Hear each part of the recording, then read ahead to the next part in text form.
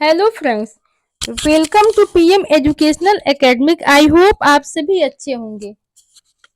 तो बच्चों, आज हम लोग पढ़ने वाले हैं सोशल साइंस यानी कि सामाजिक विज्ञान का फर्स्ट पार्ट। जो हमारा सामाजिक विज्ञान है क्लास 10th में, उसको 4 पार्ट में डिवाइड किया गया है।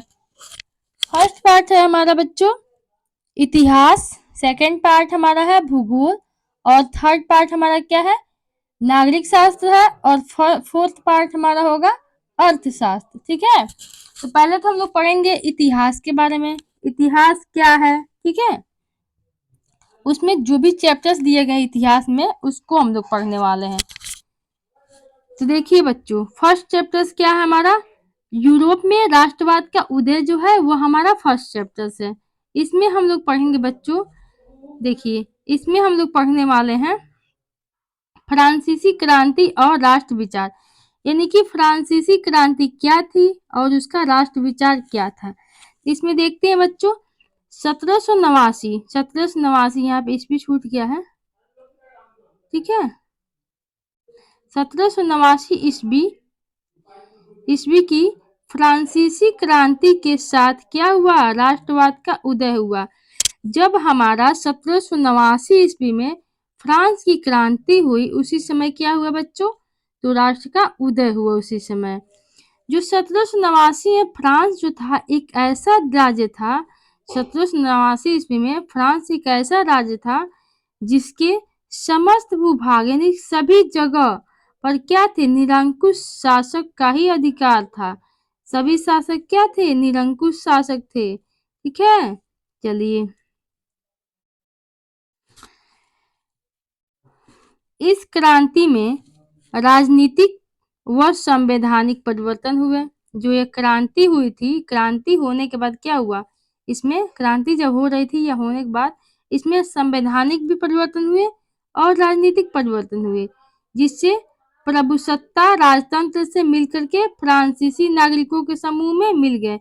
यानी प्रभुसत्ता यानी कि जो शासक थे उनके जो कुछ प्रजा जो थे ना, जो उनके बहुत जाने पहचाने थे, वह क्या हुए, वह जब राजनीतिक और संवैधानिक परिवर्तन हुए उसमें क्या हुआ, ये सब राजतंत्र से निकल गए और जाकर के फ्रांसीसी नागरिकों के समूह में मिल गए। फ्रांसीसी नागरिकों के समूह में क्या हो गए, मिल गए। चलिए देखिए नेक्स्ट, क्रांति ने यह घोषणा की, जो क्रांति हुई थी यह घोषणा की अब लोगों द्वारा राष्ट्र का गठन होगा। जो लोग मिले थे उनके द्वारा ये क्या होगा, राष्ट्र का गठन गठन होगा। और क्या होगा, और उनकी स्थिति को ये लोग ही क्या करेंगे, निर्धारित करेंगे। ठीक है बच्चों, ये लोग जो है वही इसकी स्थिति को क्या करेंगे, निर्धारित करेंगे। इस क्रांति के साथ ही विश्व में राष्ट्रीय जागरण और राष्ट्रीय विद्रोह, देखिए बच्चों यहाँ पे राष्ट्रीय जागरण और राष्ट्रीय विद्रोह, इसका इतिहास भी क्या होगा, इसी क्रांति के बाद ही प्रारंभ हो गया। ठीक है, देखिए ये फ्रांस की क्रांति थी आई थी, तो फ्रांस की क्रांति आई थी तो क्या क्या परिवर्तन हुआ, एक तो राष्ट्रवाद का उदय हुआ, और फिर आते आते क्या हो गया बच्चों, आते आते क्या हुआ, राष्ट्रीय जागरण का और राष्ट्रीय विद्रोह का भी क्या हुआ, इतिहास प्रारंभ हो गया। ठीक है, चलिए जब फ्रांस की क्रांति हुई होगी तो उसमें कुछ कारण होगा ना जिसके वजह से फ्रांस की क्रांति हुई होगी। तो चलिए उन कारण को पढ़ लेते हैं, कौन कौन से कारण होंगे।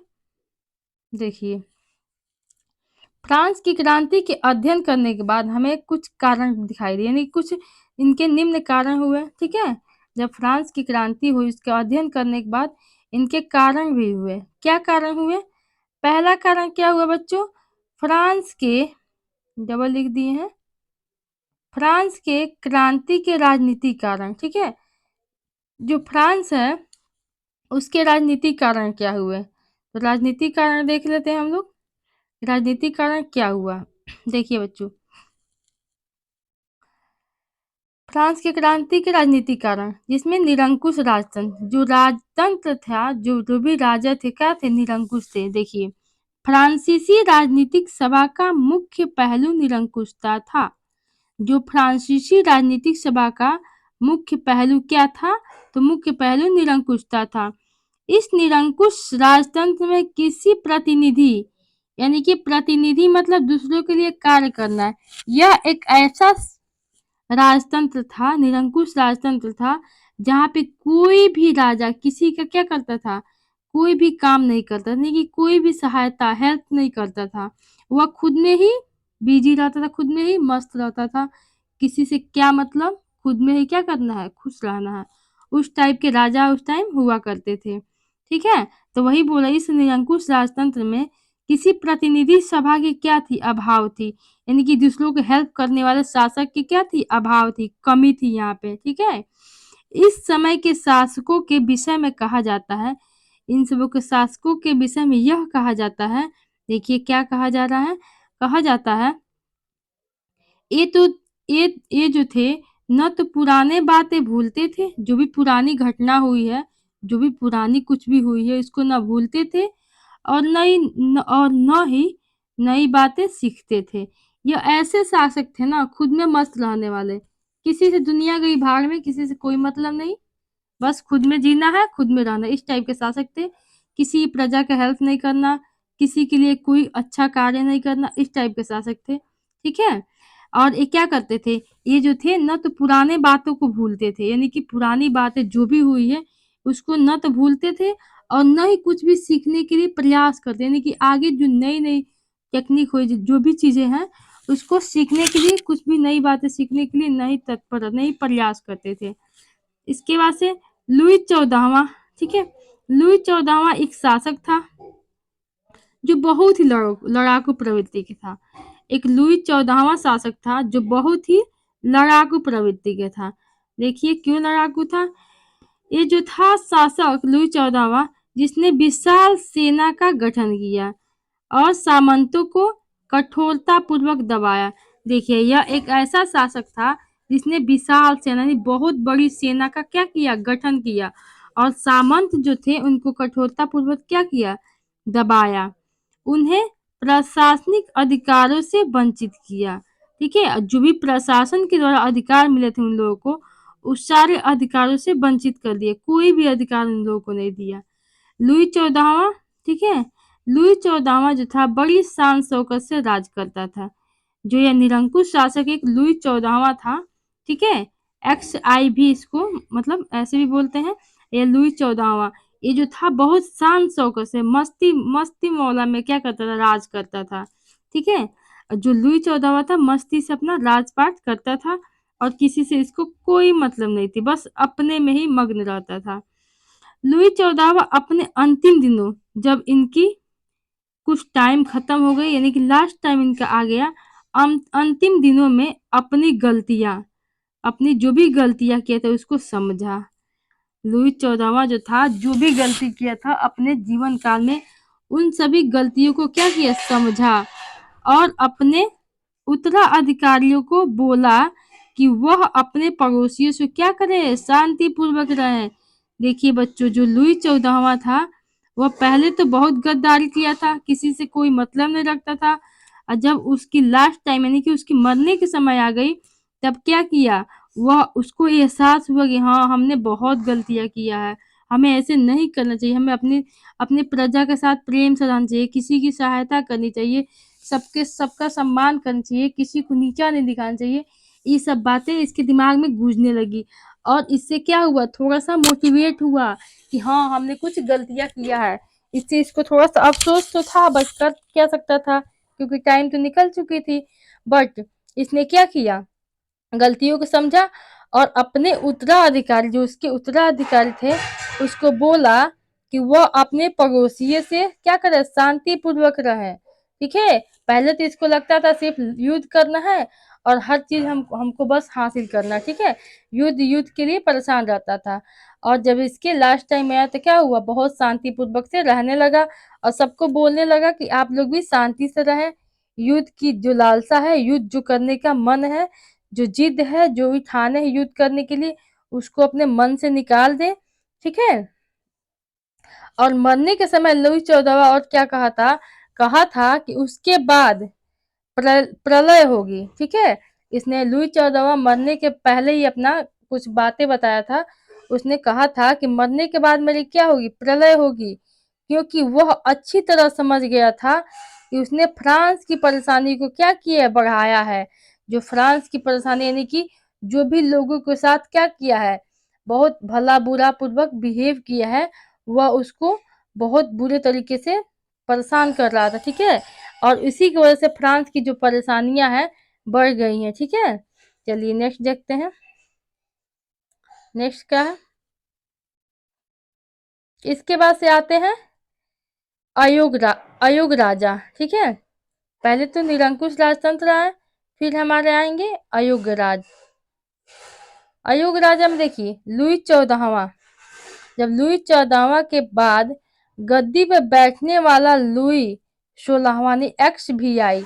लुई सोलहवा भी एक अयोग्य शासक था, ठीक है। लुई चौदहवा पहले गद्दी पे बैठा था, और जब वो मर गया, उसने सारी बातें बता करके मर गया, तो उसके बाद से लुई सोलहवा आया, जो भी गद्दी पे बैठा, और वह भी एक क्या था, अयोग्य शासक था। उसके पास भी कोई क्षमता नहीं थी, ठीक है। उसमें इस इच्छा शक्ति और निर्णय लेने की क्षमता का क्या था, अभाव था। उनकी ना तो इच्छा शक्ति तेज थी, और न ही किसी भी चीज की निर्णय लेने का अब वो था, क्षमता थी, ठीक है। हर चीज की क्या थी, अभाव थी, यानी कमी थी। गद्दी पे बैठ गया, कौन बैठ गया, लुई चौदहवा के मरने के बाद सोलहवा, लुई सोलहवा गद्दी पे बैठ गया। बोला, लग रहा ब्रह्मांड उस पर गिर रहा है, ठीक है। वो अपने आप को ऐसा फील कर रहा था लुई सोलहवा कि गद्दी पे तो बैठ गया है, राजा का दर्जा मिल गया है, फिर भी उसको खुशी नहीं हो रही है। क्यों नहीं हो रही, उसको लग रहा है ना कि उसके सर पे क्या रखा गया, ब्रह्मांड रख दिया गया है। तो बोल रहा है कि ब्रह्मांड उस पर क्या हो रहा है, गिर रहा है, और उसके पूर्वजों ने उसे कुछ नहीं सिखाया। यह उसने अनुभव कर रहा था कि हमारे पूर्वज जो थे, कुछ हमें नहीं सिखाया है, इसीलिए हमें इतना हमको बोरिंग महसूस हो रही है, ठीक है। लुई सोलहवां को आलसी और मूर्ख कहना अनुचित होगा, ठीक है। इसने बोला इसको, जो लुई सोलहवां था, इसको भी तो आलसी और मूर्ख कहना अनुचित होगा। क्यों होगा, क्योंकि यह भी ऐसा था जो अपने महल की मनोरंजन को ढूंढता था, ठीक है। अपने अपने महल में रहता था, और मनोरंजन के साधन जहाँ रहता था वही ढूंढता था। इसको राज्य की कोई भी समस्या हो, कुछ भी राज्य में हो, कोई आए कोई जाए, किसी को कुछ भी हो, इसको भी कोई मतलब नहीं रहता था, ठीक है। राज्य की समस्याओं में ना तो रुचि इनकी रहती थी, और न ही उसके लिए वह रुचि लेने के लिए प्रयास करता था, ठीक है। यह हमेशा क्या करता था, यह हमेशा यह हमेशा गद्दी पर बैठा रहता था, और भार और उसके शासन जो था ना, गद्दी पे बैठ करके उसका जो शासन था, उसको क्या समझता था, वह भार के रूप में यानी बोझ समझता था। अपने आप को खुशी महसूस नहीं करता था। बोलता था कि मुझे एक बहुत बड़ी भार मिल गई, ठीक है, क्योंकि मैं क्यों राजा बना हूँ, इस टाइप में वह उसको बहुत बोरिंग महसूस हो रहा था। और अपने राज्य संभालने की मुक्ति की तकरीब सोचता रहता था, मतलब सोचता रहा, ठीक है। जैसे कि वह जो था लुई सोलहवां जो आया, वो भी एक ऐसा अयोग्य शासक था। वह क्या बोला, वह उसको लगता था ना कि हमसे कुछ भी नहीं होगा, और उसको जो भी राजपाट दिया गया है, जो भी संभालने के लिए दिया गया है, उसको एक बोझ टाइप में लगती थी। वह सोचता था कि कब इस राजपाट से हमको मुक्ति मिल जाए, ठीक है। और वह हमेशा अपने अपने अपने में ही मस्त रहने वाला शासक था, जो जहाँ भी मनोरंजन वगैरह जहाँ मिले, जहाँ उसको मनोरंजन मिले, या मतलब जैसे कि कहीं भी घूमने जाना, शिकार करना, इन सब चीजों में उनको ज्यादा रुचि थी, ठीक है। प्रजा से कोई मतलब नहीं था, और न ही प्रजा की कोई समस्या को जानने के लिए परेशान रहता था। नेक्स्ट देखते हैं। मेरी नेक्स्ट क्या है, मेरी एतवा नेत, ठीक है। मेरी एतवा नेत, एक मिनट देखिए बच्चों, मेरी एंतवा एनेट, मेरी एंतवा एनेट, ठीक है। तो मेरी एंतवा एनेट जो थी, लुई लुई सोलहवा जो था, उसकी पत्नी थी। कौन थी, जो लुई सोलहवा था, उसकी पत्नी कौन थी, मेरी एंतवा एनेट थी, ठीक है। जो कौन थी, ऑस्ट्रिया ऑस्ट्रिया की महारानी मेरिया थेरेसा, ठीक है। मेरिया थेरेसा जो थी, उसकी मेरिया थेरेसा की पुत्री थी, ठीक है। और सम्राट जोसेफ द्वितीय की क्या थी, सम्राट जोसेफ द्वितीय की सगी बहन थी, ठीक है। ऑस्ट्रेलिया की राजकुमारी होने के कारण वह निरंकुश राजतंत्र में विश्वास करती थी, ठीक है। वह ऑस्ट्रेलिया की राजकुमारी थी, इसीलिए निरंकुश राजतंत्र में क्या करती थी, विश्वास करती थी। नेक्स्ट देखते हैं, इसके बाद से राजकीय अर्थव्यवस्था। यहाँ की राजकीय अर्थव्यवस्था क्या है, देखते हैं। राजकीय अर्थव्यवस्था, तो देखिए बच्चों, राष्ट्रीय अर्थव्यवस्था में देखते हैं, राजा अपने अनुसार, राजा जो थे अपने अनुसार राजकोष से धन खर्च कर सकता था। यहाँ की ऐसी राजकीय व्यवस्था थी कि राजा जो था अपने अनुसार जितना चाहे उतना राजकोष से धन खर्च कर सकता था। राजकोष का सारा धन बिना किसी लेखा जोखा से राजकोष से होता था, ठीक है। और इस कार्य में किसी तरह का कोई प्रतिबंध नहीं था। वह सिर्फ किसको नहीं था, राजा को नहीं था, बाकी सबको तो होगा प्रतिबंध। जो राजा था उसको बस फ्रीडम थी, वह अपने राजकोष से कितना भी धन खर्च कर सकता है, कितना भी उड़ा सकता है, और इसका कोई भी लेखा जोखा नहीं कर सकता है, ठीक है। राजा और राज्य की सब सही आर्थिक स्थिति की जानकारी नहीं थी। जो राजा था ना वहाँ की, और उसके राज्य जो था उसकी आर्थिक स्थिति के बारे में उसको पता नहीं था, ठीक है। जिससे खर्च क्या हो रहा था, इससे खर्च जो होता बढ़ते जा रहा था और आय का स्रोत क्या हो रहा था, घटते जा रहा था। इस प्रकार थी हमारी राजकीय अर्थव्यवस्था। नेक्स्ट देखते हैं, अब देखते हैं फ्रांस की क्रांति के कारण। फ्रांस की क्रांति के सामाजिक कारण भी थे। सामाजिक कारण क्या थे बच्चों, तो देखिए विभिन्न वर्ग, विभिन्न वर्ग यानी कि इसमें एक वर्ग दुविधा प्राप्त था और दूसरा वर्ग क्या था, सुविधाहीन वर्ग था, ठीक। एक वर्ग दुविधा प्राप्त वर्ग था और दूसरा वर्ग क्या था, सुविधाहीन वर्ग था। जो सुविधाहीन वर्ग था उसको हम लोग दो भागों में बांटे, ठीक है। उसको दो भागों में बांट दिया गया है। कौन कौन से बच्चों बांटा गया है, तो देखिए जो सुविधाहीन वर्ग था उसको दो भागों में बांटा गया। पहला था प्रथम, जिसको पादरी वर्ग कहते हैं, और दूसरा क्या था, सामंत वर्ग। जो पादरी वर्ग था ना बच्चों, उसमें 1,30,000 कौन थे, पादरी थे। कितने थे, 1,30,000 थे पादरी। और जो सामंत वर्ग था ना बच्चों, तो इसमें देखिए इसमें 80,000 परिवार था। सामंत वर्ग में कितना था, 80,000 परिवार था बच्चों, ठीक है। और इसमें व्यक्ति कितने थे, तो व्यक्ति हमारे जो थे कितने थे, इकाई दहाई सैकड़ा हजार दस लाख, यानी कि 4 लाख हमारे क्या थे, व्यक्ति थे, ठीक है। अब चलिए अब देखते हैं हम लोग, पहला कौन था वर्ग हमारा, पादरी वर्ग। पादरी वर्ग को देख लेते हैं, पादरी वर्ग क्या है। इसमें पादरियों की आमदनी बढ़ गई, जो भी पादरी थे इनकी आमदनी बढ़ गई, इसीलिए वे विलास में डूबे थे, ठीक है। धार्मिक और सामाजिक कार्यों, धार्मिक और सामाजिक कार्यों से अपना मुंह क्या किए थे, मोड़ लिए थे, ठीक है। धार्मिक और सामाजिक कार्यों से इनका कोई मतलब नहीं था, क्योंकि ये विलास में डूबे रहते थे, ठीक है। और इनकी आमदनी जो थी बहुत ज्यादा थी, इसीलिए ये लोग धार्मिक और सामाजिक कार्य में कोई विश्वास नहीं करते थे, ठीक है। पादरी वर्ग को दो भागों में बांटा गया था, एक तो उच्च पादरी थे और एक निम्न पादरी थे। देखिए उच्च पादरी कौन थे बच्चों, तो देखते हैं उच्च पादरी। जो उच्च पादरी थे वो क्या थे, देखिए उच्च पादरी देख लेते हैं हम लोग।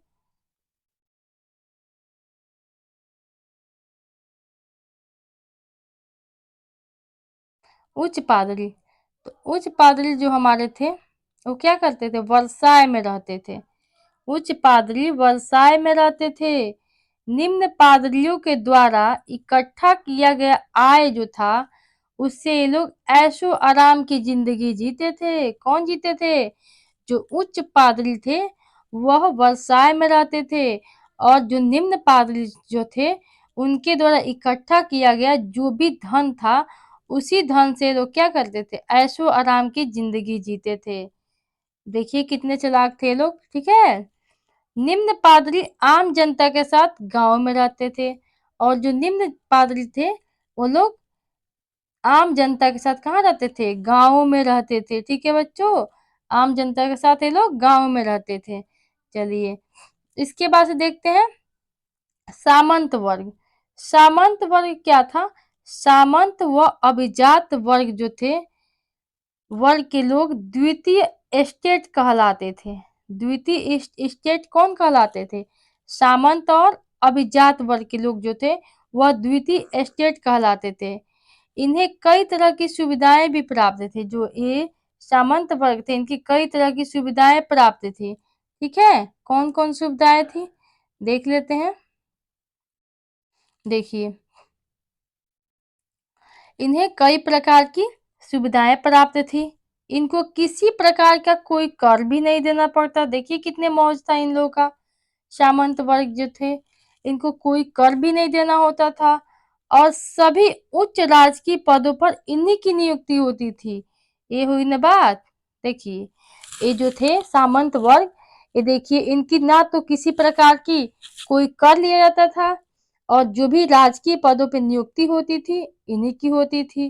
देखिए यहाँ पे अच्छी बात नहीं है, दोनों को एक बराबर देना चाहिए, बट ये लोग सामंत वर्ग जो थे इन्हीं की सब कुछ होती थी, और उन जो निम्न वर्ग के लोग थे उनको उतना नहीं देखा जाता था, ठीक है। तो यहाँ पे क्या होती थी, यहाँ पे जाति वाइज जो थी क्या थी, डिवाइडेशन हुई थी, यानी कि जाति को एक जाति के प्रति अच्छा बिहेव करना, दूसरे जाति के प्रति नीच दृष्टि से देखना, इस प्रकार की यहाँ पे दिखाई देती है, ठीक है।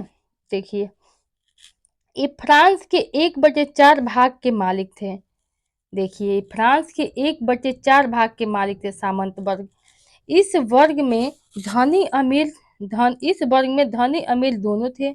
धनी बोले अमीर बोले दोनों थे इस वर्ग में, जो किसानों का शोषण करते। देखिए इन लोगों की आदत बहुत बेकार थी।